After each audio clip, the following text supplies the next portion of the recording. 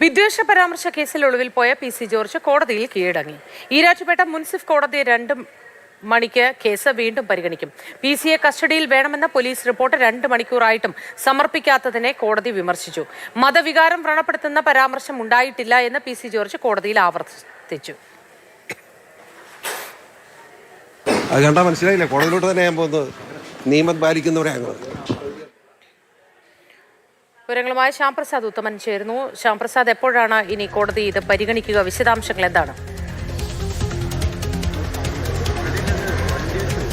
അല്പം മുമ്പ് കേസ് പരിഗണിച്ചപ്പോൾ കേസിന്റെ ഇതുമായി ബന്ധപ്പെട്ടുകൊണ്ട് പോലീസിനോട് കോടതി റിപ്പോർട്ട് തേടിയിരുന്നു. ആ റിപ്പോർട്ട് എത്താത്തതിൽ നിശിതമായ വിമർശനം തന്നെയാണ് പോലീസിന് കേൾക്കേണ്ടി വന്നത്. കാരണം 2 മണിക്കൂർ സമയം അനുവദിച്ചിട്ട് പോലും എന്തുകൊണ്ട് റിപ്പോർട്ട് എത്തിയില്ല എന്നായിരുന്നു കോടതി ആദ്യഘട്ടത്തിൽ ചോദിച്ചത്. ഇവിടെ ആകെയുള്ളത് പി.സി. ജോർജിന്റെ എഫ്ഐആറും അതോടനുബന്ധിച്ച് പി.സി. ജോർജിന്റെ അഭിഭാഷകൻ നൽകിയിരിക്കുന്ന ജാമ്യ ഹർജിയും മാത്രമാണ് ഉള്ളത് എന്നതായിരുന്നു ഈ പറഞ്ഞത്.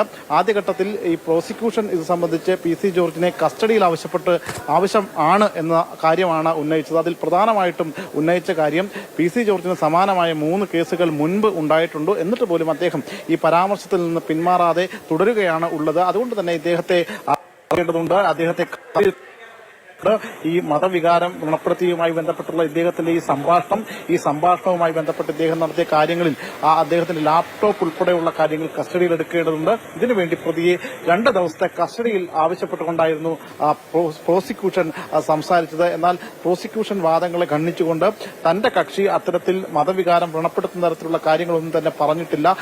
അത് ദൃശ്യങ്ങൾ പോലീസിന്റെ പക്കലുണ്ട്. പിന്നീട് ഇത് കസ്റ്റഡിയിൽ കൊടുക്കേണ്ട ആവശ്യമില്ല, പ്രതിയെ കസ്റ്റഡിയിൽ എടുക്കേണ്ട ആവശ്യമില്ല എന്ന കാര്യമാണ് പ്രതിഭാഗം വക്കീൽ ഉന്നയിച്ചത്.